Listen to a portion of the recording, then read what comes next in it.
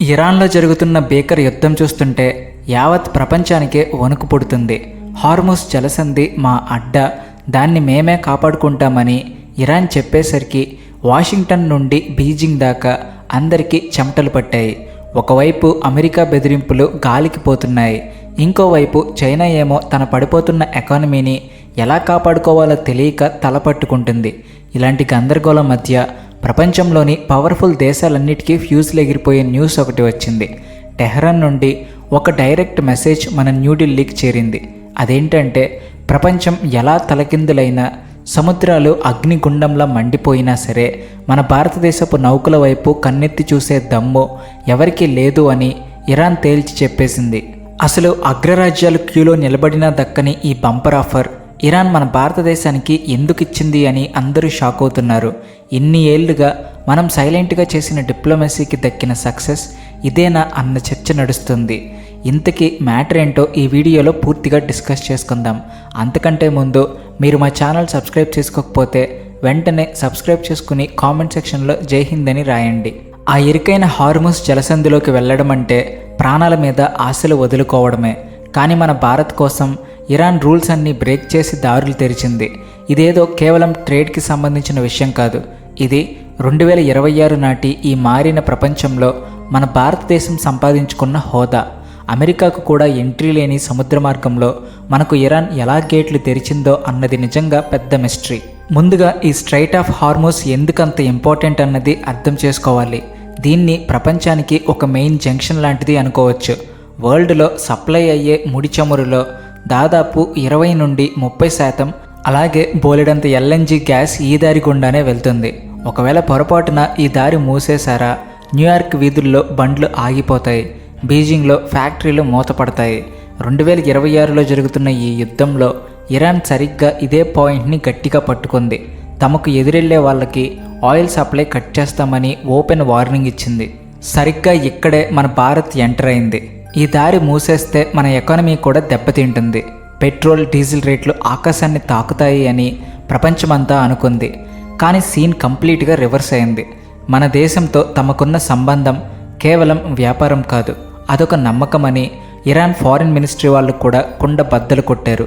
మన commercial ships ఎలాంటి tension లేకుండా, ఎవరి పర్మిషన్ లేకుండా ఫ్రీగా వెళ్ళవచ్చని గ్రీన్ సిగ్నల్ ఇచ్చేశారు.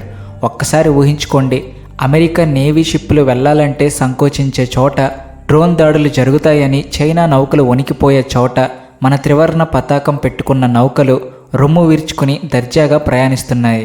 ఇది ఊరికే రాలేదు, మన అగ్రెసివ్ ఫారిన్ పాలసీ పుణ్యమే. మనం ఎంత నమ్మకమైన మిత్రులమన్నది ఇరాన్కి బాగా అర్థమైంది. కొన్నేళ్ల క్రితం మనం ఇరాన్లోని చాబహార్ పోర్ట్ కోసం ఒక పెద్ద అగ్రిమెంట్ చేసుకున్నాం. అప్పట్లో మన దేశం డబ్బులు వేస్ట్ చేసుకుంటుంది అని ప్రపంచమంతా కామెంట్స్ చేసింది. కానీ ఈరోజు 2026లో ఆ ఇన్వెస్ట్మెంట్ మనకు రిజల్ట్స్ ఇస్తుంది. చాబహార్ అంటే ఏదో ఒక నార్మల్ పోర్ట్ కాదు, అది సెంట్రల్ ఆసియాకి, రష్యాకి మన భారతదేశపు గేట్ ఎంట్రీ. మన దారికి అడ్డుపడితే ప్రపంచం నుండి వాళ్ళే సపరేట్ అయిపోతామని ఇరాన్కి కూడా బాగా తెలుసు. అసలు ట్విస్ట్ ఇక్కడే ఉంది. ఇరాన్ ఈ డెసిషన్ కేవలం మన మీదున్న ప్రేమతో తీసుకోలేదు, దీని వెనుక వాళ్ళ పెద్ద అవసరం ఉంది. చైనా వాళ్ళు ఏళ్ల తరబడి ఇరాన్ని గుప్పెట్లో పెట్టుకోవాలని చూశారు, భారీ పెట్టుబడులు పెడతామని ప్రామిస్ చేశారు. కానీ ఇరాన్ కష్టాల్లో పడగానే చైనా మెల్లగా సైడ్ అయిపోవడం మొదలుపెట్టింది. వాళ్ళ బిహేవియర్ మొత్తం మారిపోయింది. కానీ మన భారత్ అలా కాదు, కష్టకాలంలో కూడా ఇరాన్తో బ్యాలెన్స్ మెయింటైన్ చేస్తూ వచ్చింది. అమెరికా మాటలు పూర్తిగా వినలేదు, అలా అని ఇరాన్కి కోపం తెప్పించలేదు. ఇరాన్ మనకిచ్చిన ఆఫర్ రేంజ్ ఏంటో చూస్తే ఎవరికైనా మైండ్ బ్లాక్ అవ్వాల్సిందే. మన నౌకలకు ఇప్పుడు ఇరాన్ నేవీయే స్వయంగా సెక్యూరిటీ కల్పిస్తుంది. ఎవరైనా వేరే దేశం వాళ్ళు కానీ, ప్రైవేట్ గ్యాంగులు కానీ మన షిప్ని డిస్టర్బ్ చేయాలని చూస్తే ఇరాన్ దాన్ని వాళ్ళ మీద జరిగిన దాడి కింద తీసుకుంటుంది. ఇది మనకు దొరికిన ఒక అన్అఫీషియల్ సెక్యూరిటీ షీల్డ్. దీనివల్ల మన దేశపు సప్లై చైన్కి ఏ డోకా లేకుండా పోయింది. అంటే మన దగ్గర పెట్రోల్ షార్టేజ్ రాదు. ప్రపంచం మొత్తం గ్యాస్ రేట్లు పెరిగినా మనకు ఆ టెన్షన్ ఉండదు. మరి ఇది చూసి అమెరికా ఊరుకుంటుందా అంటే వాళ్ళకి అస్సలు నచ్చదు కదా. భారత్ ఇలా ఇరాన్కి క్లోజ్ అవ్వడం చూసి వాషింగ్టన్ పెద్దలు తెగ ఆందోళన చెందుతున్నారు. కానీ మన ఆన్సర్ చాలా క్లియర్గా ఉంది. మాకు మా నేషనల్ ఇంట్రెస్ట్ సుప్రీం, మా జనాలకు చౌకగా ఇంధనం ఇవ్వాలి, మా ఎకానమీని 7 నుండి 8% రేటుతో పరుగులు పెట్టించాలి. కాబట్టి మాకు పనికొచ్చే ప్రతి దారిని మేము వాడుకుంటామని తేల్చి చెప్పేశాం. ఒకసారి ఈ జియోపాలిటిక్స్ సీన్ ఆలోచించండి. ఒక పక్క వరల్డ్లోనే పెద్దదైన అమెరికా నేవీ, ఇంకో పక్క స్పీడ్గా ఎదిగేస్తున్న చైనా నేవీ. కానీ హార్ముజ్ జలాల్లో మాత్రం ఇరాన్దే హవా.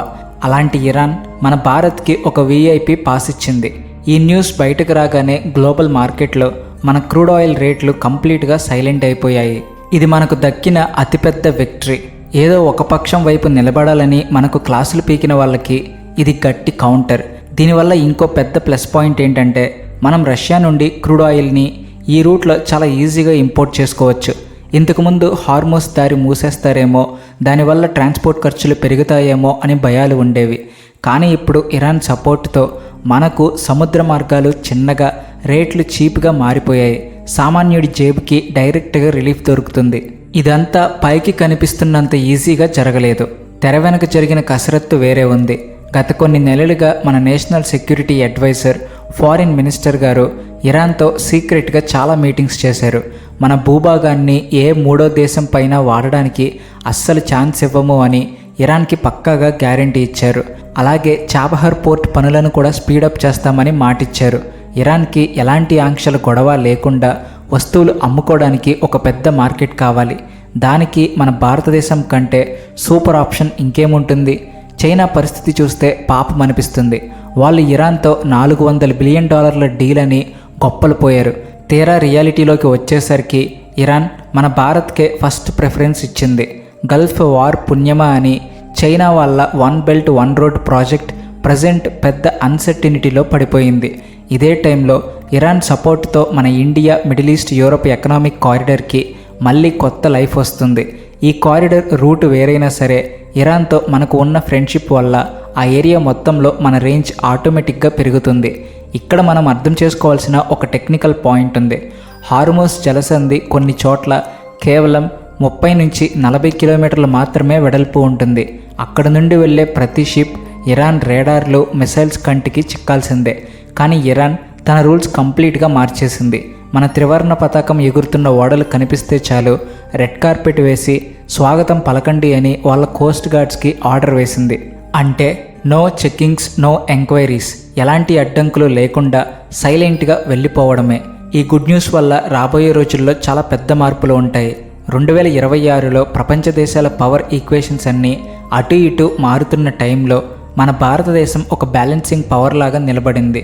మనం రష్యా దగ్గర ఆయిల్ కొంటాం, అమెరికా దగ్గర ఆయుధాలు కొంటాం, ఇరాన్ని దారి ఇవ్వమని అడుగుతాం.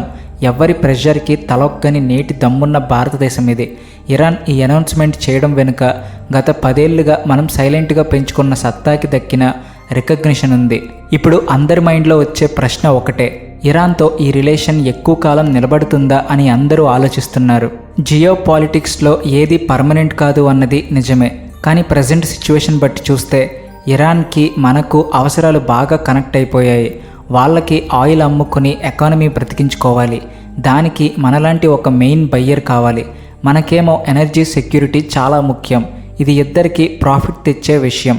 కేవలం దారి ఇవ్వడమే కాదు, రేపొద్దున్న మన షిప్కి సముద్రం మధ్యలో ఏదైనా టెక్నికల్ ప్రాబ్లం వచ్చినా, లాజిస్టికల్ సపోర్ట్ కావాలన్నా ఇరాన్ పోర్ట్స్ ఎప్పుడు ఓపెన్గానే ఉంటాయి అని క్లారిటీ ఇచ్చారు. వరల్డ్లో ఇలాంటి స్పెషల్ ట్రీట్మెంట్ చాలా తక్కువ దేశాలకే దొరుకుతుంది. ఈ వ్యవహారం మొత్తం మిడిల్ ఈస్ట్లో మన రేంజ్ని ఎక్కడికో తీసుకెళ్ళిపోయింది. సౌదీ అరేబియా, యుఏఈ లాంటి దేశాలు కూడా ఇదంతా చాలా క్లోజ్గా అబ్జర్వ్ చేస్తున్నాయి. ఇరాన్ లాంటి దేశమే భారత్కి ఇంత ఇంపార్టెన్స్ ఇస్తుంటే మనం కూడా మన రిలేషన్స్ని స్ట్రాంగ్గా ఉంచుకోవడం మనకే మంచిది అని వాళ్ళకి బాగా అర్థమైంది. ఇరాన్కి అరబ్ దేశాలకి మధ్య ఒక బ్రిడ్జిలా నిలబడే స్థాయికి మన భారత్ చేరుకుంది. ఈ స్టోరీలో అసలు కిక్కిచ్చే పాయింట్ ఇంకొకటి ఉంది. అమెరికా కొత్త ఆంక్షలు అనౌన్స్ చేయగానే ఇరాన్ ఎందుకు ఈ న్యూస్ రిలీజ్ చేసిందనుకుంటున్నారు? అదొక పక్క డిప్లొమాటిక్ ప్లాన్. తాను ఒంటరి వాడిని కాదు, ప్రపంచంలోనే ఫాస్ట్గా డెవలప్ అవుతున్న ఒక పెద్ద ఎకానమీ నాకు బ్యాకప్గా ఉంది అని ప్రపంచానికి చూపించుకోవడానికి చేసిన మాస్టర్ స్ట్రోక్ ఇది.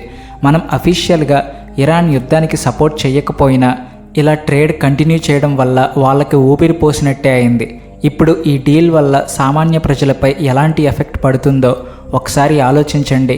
ఆయిల్ సప్లై దెబ్బతిని ప్రపంచమంతా ఇన్ఫ్లేషన్ 10 నుండి 15% పెరిగిపోయి జనాలు అల్లాడిపోతుంటే మన దగ్గర మాత్రం రేట్లు స్టేబుల్గా ఉంటాయి.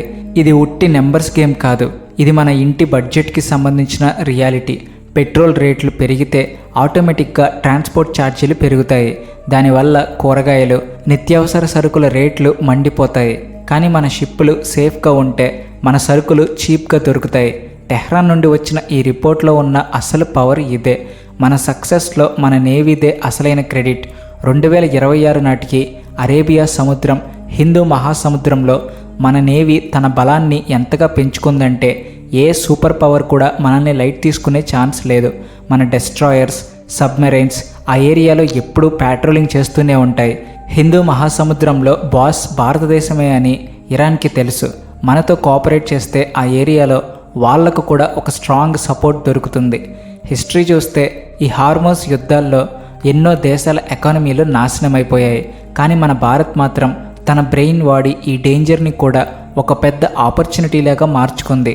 ఇరాన్ ఇచ్చిన ఈ సపోర్టు ఊరికే మాటల్లో చెప్పిన ముచ్చట కాదు, అదొక పక్కా సెక్యూరిటీ గ్యారెంటీ. మన కమర్షియల్ షిప్పులు ఇప్పుడు ఏమాత్రం భయం లేకుండా దర్జాగా పర్షియన్ గల్ఫ్లోకి ఎంటర్ అవ్వచ్చు.